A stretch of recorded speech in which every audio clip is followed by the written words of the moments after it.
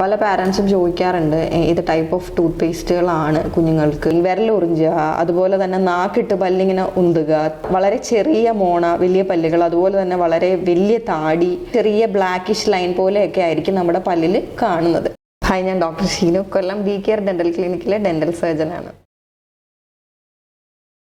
കുഞ്ഞുങ്ങളുടെ വായിൽ കോമൺ ആയിട്ട് കണ്ടുവരുന്ന കുറേ ഡെന്റൽ പ്രോബ്ലംസ് ഉണ്ട്. അതായത് കാവിറ്റീസ്, അതായത് പല്ലിൽ ഉണ്ടാകുന്ന കേടുകൾ, ഏർലി ചൈൽഡ്ഹുഡ് കേരീസ്, കുഞ്ഞുങ്ങളുടെ പല്ലിൽ കാണുന്ന സ്റ്റെയിൻസ്, അതായത് കറ, തന്നെ ഫ്ലൂറോസിസ്, സിനാമൽ ഹൈപ്പോപ്ലേസിയ, അതുപോലെ തന്നെ പല്ലിലുണ്ടാകുന്ന പ്രൊക്ലിനേഷൻ, കുഞ്ഞുങ്ങളുടെ പല്ലിനുണ്ടാകുന്ന ഉന്തലുകൾ.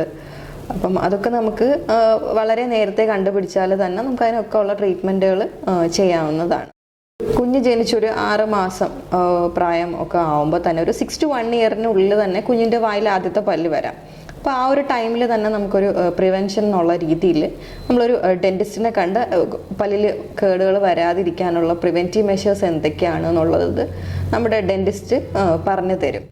1 to 2 ഇയേഴ്സ് വരെയൊക്കെ നമുക്ക് പേസ്റ്റ് ഒന്നും യൂസ് ചെയ്യാതെ തന്നെ നമുക്ക് നോർമലി ബേബി ബ്രഷൊക്കെ യൂസ് ചെയ്തിട്ട് ക്ലീനിങ് ഒക്കെ ചെയ്യാം.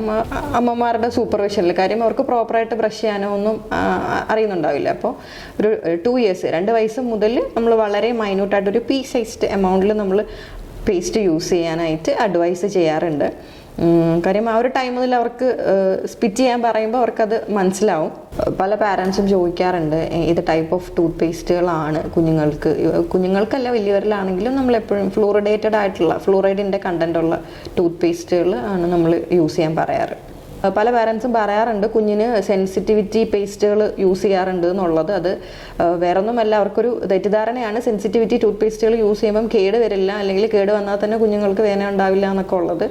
ശരിക്കും കേട് വന്നു കഴിഞ്ഞാൽ നമ്മൾ അറിയില്ല. അത് വളരെ ഡീപ്പായി കഴിയുമ്പോഴായിരിക്കും നമ്മൾ ഈ സെൻസിറ്റിവിറ്റി പേസ്റ്റുകളൊക്കെ യൂസ് ചെയ്ത് കഴിഞ്ഞാൽ കേരീസ് കുറച്ച് വലുതായി കഴിയുമ്പോഴായിരിക്കും നമുക്ക് അറിയാൻ പറ്റുന്നത്. അപ്പം അതുവരെ ഒരു ഡീസെൻസിറ്റൈസിങ് എന്നുള്ള രീതിയിൽ ഈ ട്യൂബ്യൂൾസ് ഒക്കെ ക്ലോസ് ആയതിനു ശേഷം നമുക്ക് അങ്ങനെ കുഞ്ഞുങ്ങൾക്ക് അങ്ങനെ പെയിനോ ബുദ്ധിമുട്ടോ ഒന്നും ഉണ്ടാവാതിരിക്കും. പക്ഷെ കുറച്ച് ഡീപ്പായി കഴിയുമ്പോഴേക്കും നമുക്ക് നല്ല രീതിയിൽ അപ്പം നമുക്ക് നോർമലി ഫിൽ ചെയ്യാൻ പറ്റുന്ന ഒരു സിറ്റുവേഷൻ ആയിരിക്കില്ല. അപ്പോൾ അതുകൊണ്ട് അങ്ങനെയുള്ള പേസ്റ്റുകളൊന്നും വേണ്ട, ഒരു normal fluoridated tooth paste use ചെയ്യുന്നത് തന്നെയാണ് ഏറ്റവും നല്ലത്.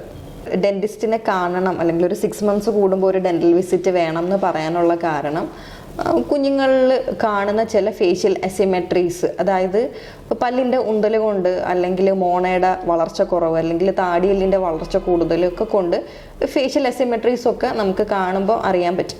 പ്രോപ്പറായിട്ട് അത് നമുക്കൊരു പീഡിയോഡോണ്ടിസ്റ്റിന് അത് കാണുമ്പോൾ, അല്ലെങ്കിൽ ഒരു ഡെൻ്റൽ സർജൻ അത് എന്താണ്, അത് എന്തുകൊണ്ട് അങ്ങനെ വരുന്നു എന്നുള്ളത് നമുക്കത് പേഷ്യൻറ്റിന് ക്ലാരിഫൈ ചെയ്ത് കൊടുക്കാനായിട്ട് പറ്റും. അതുപോലെ തന്നെ അതിന് വേണ്ട ട്രീറ്റ്മെൻറ്റ് എന്താണ്, അല്ലെങ്കിൽ കൂടുതൽ കോംപ്ലിക്കേറ്റഡ് ആവാതിരിക്കാൻ നമുക്ക് എന്തൊക്കെ ചെയ്യാൻ സാധിക്കും എന്നൊക്കെ ഉള്ളത് നമുക്ക് പ്രോപ്പറായിട്ട് അവർക്ക് അഡ്വൈസ് ചെയ്യാനായിട്ട് പറ്റും. കോമൺ ആയിട്ട് കുറേ ഹാബിറ്റ്സുകൾ കാണാറുണ്ട്. അതായത് ഈ തം സക്കിങ്, വിരലുറിഞ്ചുക, അതുപോലെ തന്നെ നാക്കിട്ട് പല്ലിങ്ങനെ ഉന്തുക, ടങ് ത്രസ്റ്റിംഗ് എന്നൊക്കെ പറയും. അതുപോലെ തന്നെ വായ തുറന്നു വെച്ച് ഉറങ്ങുക, നെയിൽ ബൈറ്റിങ്, നഖം കടിക്കുക. അപ്പോൾ ഇങ്ങനെയുള്ള കുറേ ഹാബിറ്റ്സ് കൊണ്ട് നമ്മുടെ പല്ലുകൾക്ക് ഉന്തൽ ഉണ്ടാവാം. അങ്ങനെയുള്ള കേസുകളൊക്കെ നമുക്ക് നേരത്തെ എന്തുകൊണ്ടാണ് ഇങ്ങനെ ഒരു ഹാബിറ്റ്, എന്തെങ്കിലും അതായത് ഇപ്പം നേസൽ ഡീവിയേഷൻ, അല്ലെങ്കിൽ മൂക്കിൻ്റെ ഉള്ളിൽ എന്തെങ്കിലും പോളിപ്പ് അങ്ങനെയൊക്കെ ഉണ്ടെന്നുണ്ടെങ്കിലായിരിക്കും ചില കുട്ടികൾ ഇങ്ങനെ മൗത്ത് ബ്രീത്ത് ഒക്കെ ചെയ്യുന്നത്. അപ്പം അതെന്താണ് എന്നുള്ളതൊക്കെ നമ്മളൊരു ENT കൺസൾട്ടേഷൻ നമ്മളത് എന്താണെന്നുള്ളത് ഫൈൻഡ് ഔട്ട് ചെയ്തിട്ട് അങ്ങനെയൊന്നും ഇല്ല എന്നൊക്കെ റൂൾ ഔട്ട് ചെയ്ത് കഴിഞ്ഞാൽ നമുക്ക് ഹാബിറ്റ് ബ്രേക്കേഴ്സ് ഒക്കെ കൊടുത്തതിന് ശേഷം അത് ക്ലിയർ ചെയ്യാം.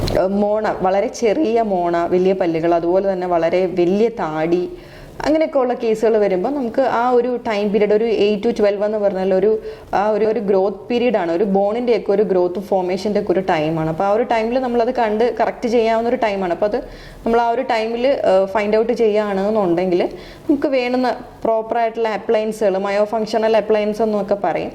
അപ്പോൾ അങ്ങനെയുള്ള അപ്ലയൻസുകൾ കൊടുത്തിട്ട് നമുക്ക് ആ ഗ്രോത്തിനെ എൻഹാൻസ് ചെയ്യാനും, അതുപോലെ തന്നെ ഗ്രോത്തിനെ, താടിയെല്ലിൻ്റെയൊക്കെ വളർച്ച കുറയ്ക്കാനും ഒക്കെ നമുക്ക് സാധിക്കും. അതല്ലാത്ത പക്ഷം കുറച്ചും കൂടി വലുതായ ഒരു 18 years ഒക്കെ കഴിയുമ്പോൾ it will go for surgery. കുഞ്ഞുങ്ങളുടെ പല്ലിലൊക്കെ സ്റ്റെയിൻസ് വരാറുണ്ട്. അപ്പം പല പേഷ്യൻസും ചോദിക്കാറുണ്ട് കുഞ്ഞ് ഒരുപാട് അങ്ങനെ ചായയോ കോഫിയോ ഒന്നും കുടിക്കുന്നില്ല, പിന്നെ എന്തുകൊണ്ടാണ് ഇത്രയും സ്റ്റെയിൻസ് ഒക്കെ വരുന്നത് എന്നൊക്കെ ചോദിക്കാറുണ്ട്. അതങ്ങനെ വരുന്ന സ്റ്റെയിൻസ് ആയിരിക്കില്ല, കുഞ്ഞിൻ്റെ വായിൽ ഉണ്ടാകുന്ന ക്രോമോജനിക് ബാക്ടീരിയയുടെ അളവ് കൂടുതലായതുകൊണ്ട് അങ്ങനെയൊക്കെ പല്ലിൽ സ്റ്റെയിൻസ് വരും. അതൊരു ചെറിയ ബ്ലാക്കിഷ് ലൈൻ പോലെയൊക്കെ ആയിരിക്കും നമ്മുടെ പല്ലിൽ കാണുന്നത്. ഇത് അതൊക്കെ നമുക്കൊരു സ്കെയിലിംഗ് കൊണ്ട് കറക്റ്റ് ചെയ്യാവുന്നതേ ഉള്ളൂ. പിന്നെ നമ്മൾ അതിന് വേണ്ടുന്ന പരിഹാരങ്ങൾ എന്തൊക്കെയാണെന്നുള്ളതൊരു ഡെന്റൽ സർജൻ പറഞ്ഞു കൊടുക്കും. അത് കേരീസ് ഒക്കെ ആണെന്നുണ്ടെങ്കിൽ, കേടുകൾ വളരെ ചെറിയ കേടുകളാണെന്നുണ്ടെങ്കിൽ നമുക്കൊരു ആരംഭത്തിൽ തന്നെ കണ്ടു കഴിഞ്ഞാൽ നമുക്ക് അതിനെ നോർമലായിട്ടൊക്കെ ഫില്ല് ചെയ്യാനായിട്ട് പറ്റും. അതല്ല കേരീസ് കുറച്ചും കൂടി വലുതായി ഡീപ്പായി കഴിഞ്ഞാൽ നമുക്ക് ചിലപ്പോൾ നോർമൽ ഫില്ലിങ്ങോ അങ്ങനെയൊന്നും ചെയ്യാൻ പറ്റിയെന്ന് വരില്ല. അപ്പം അങ്ങനെ അതിനും നമുക്ക് ട്രീറ്റ്മെൻറ്റുകൾ അവൈലബിൾ ആണിപ്പോൾ. പൾപ്പക്ടമി ഒക്കെ പോലെയുള്ള ട്രീറ്റ്മെൻറ്റുകൾ, അതായത് കുഞ്ഞുങ്ങളുടെ പല്ലിൻ്റെ ചെറിയ രീതിയിലുള്ളൊരു വേര് ചികിത്സ. പലരും പെയിൻഫുൾ ആണോ ആ ട്രീറ്റ്മെൻറ്റ് എന്നൊക്കെ ചോദിക്കാറുണ്ട്. ഒരിക്കലും അല്ല. നമ്മളങ്ങനെ കുഞ്ഞുങ്ങൾക്ക് വേദന എടുക്കുന്ന തരത്തിലൊന്നും ആയിരിക്കില്ല ട്രീറ്റ്മെൻറ്റ് ചെയ്യുന്നത്.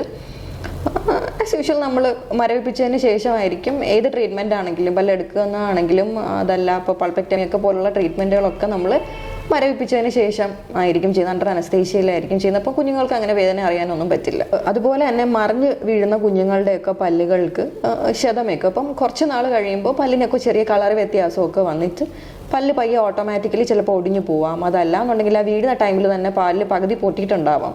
അപ്പം കുഞ്ഞിന് പെയിൻ വരാം. അപ്പം അങ്ങനെയൊക്കെ ഉള്ള കേസുകളിൽ നമുക്കതിനൊക്കെ ട്രീറ്റ്മെൻ്റ് ഉണ്ട്. അതല്ല പല്ല് നമ്മുടെ മോണേന്ന് ഊരി വന്നിട്ടില്ല, അതാ സ്ഥാനത്ത് തന്നെ ഇരുന്നു, പക്ഷെ ക്ഷതം ഏറ്റിട്ടുണ്ട് എന്നുണ്ടെങ്കിൽ നമുക്കതിന് വേണ്ടുന്ന ട്രീറ്റ്മെൻറ്റ് ചെയ്ത് കഴിഞ്ഞാൽ പല്ല് കുഞ്ഞിൻ്റെ വായിൽ നിന്ന് പൊഴിഞ്ഞു പോകണ ആ ഒരു ടൈം വരെ നോർമലി ഹെൽത്തി ആയിട്ട് തന്നെ ഇരിക്കും. എപ്പോഴാണോ ഓർത്തോ ട്രീറ്റ്മെൻറ്റ്, അതായത് പല്ല് കമ്പിയിടുന്നത് ഏതൊരു ഏജിലാണ് സ്റ്റാർട്ട് ചെയ്യാൻ പറ്റുന്നതെന്നൊക്കെ പലരും ചോദിക്കാറുണ്ട്. നമ്മുടെ പല്ലിൽ വായുടെ സെക്കൻഡ് മോളാർ, അതായത് രണ്ടാമത്തെ അണപ്പല്ല് കൂടി വന്നതിന് ശേഷം, വായിലുള്ള ഓൾമോസ്റ്റ് എല്ലാ പല്ലുകളും വന്നിട്ട് ഈ രണ്ടാമത്തെ അണപ്പല്ലും കൂടി വന്നതിന് ശേഷം നമുക്ക് പല്ലിൽ കമ്പിയിടാനായിട്ട് സാധിക്കും. ഒരു 12 ഇയേഴ്സ് ഒക്കെ ആണെങ്കിൽ കറക്റ്റ് ടൈമാണ്. കാര്യം നമ്മുടെ ആ ഒരു പ്യൂബർട്ടി ഗ്രോത്തിൻ്റെ ഒരു ടൈമാണ്. അപ്പം ബോൺ ഫോർമേഷൻ ഒക്കെ നടക്കുന്ന ഒരു പീരീഡ് ആയിരിക്കും. അപ്പോൾ ആ സമയത്തൊക്കെ നമ്മൾ ട്രീറ്റ്മെൻറ്റ് സ്റ്റാർട്ട് ചെയ്താൽ വളരെ ഈസി ആയിട്ട് തന്നെ നമുക്ക് അതിനെയൊക്കെ ക്ലിയർ ചെയ്യാനായിട്ട് പറ്റും. പാൽപ്പല്ലുകൾ പോകുന്നതിനും വരുന്നതിനും ഒക്കെ ഒരു ഏജ് ഉണ്ട്. അപ്പം നമ്മൾ അതല്ലാത്ത പക്ഷേ അതിനെയൊക്കെ മുന്നേ എടുത്തു കഴിഞ്ഞാൽ നമുക്ക് ആ പല്ല് വരേണ്ട സ്പേസിൽ ചിലപ്പോൾ സ്പേസ് കുറയും. അതുപോലെ തന്നെ ആ പെർമനൻറ്റ് പല്ലുകൾ വരുമ്പോൾ അവിടെ ചിലപ്പോൾ പ്രോപ്പറായിട്ടൊരു സ്പേസ് ഉണ്ടാവില്ല. അപ്പം മോണെ കൂടിയും അകത്തൂടിയൊക്കെ കിളുത്ത് വന്നു കഴിഞ്ഞാൽ പിന്നീട് നമ്മൾ അതിനെയൊക്കെ ഓർത്തോ കറക്ഷനൊക്കെ ആയിട്ട് കൊണ്ടുവരേണ്ടി വരും. അതുപോലെ മുൻനിരയിൽ പല്ലുകളില്ല എന്നുണ്ടെങ്കിൽ നാക്കിട്ട് ഉന്താനുള്ള ടെൻഡൻസി ഭയങ്കര, ഗ്യാപ്പിലേക്ക് നാക്കിട്ട് പുഷ് ചെയ്യാനുള്ള ടെൻഡൻസി ഒക്കെ ഭയങ്കര കൂടുതലായിരിക്കും. അപ്പോൾ അവിടെ പല്ല് വരുന്ന ടൈമിൽ അതിനെ ഉന്തി അതിനെ പുറത്തേക്ക് കൊണ്ടുവരികയും അങ്ങനെ പ്രൊക്ലിനേഷനൊക്കെ വരാം. ഫ്രണ്ടിലെ പല്ലുകൾക്ക് പ്രൊക്ലിനേഷനൊക്കെ വരാം.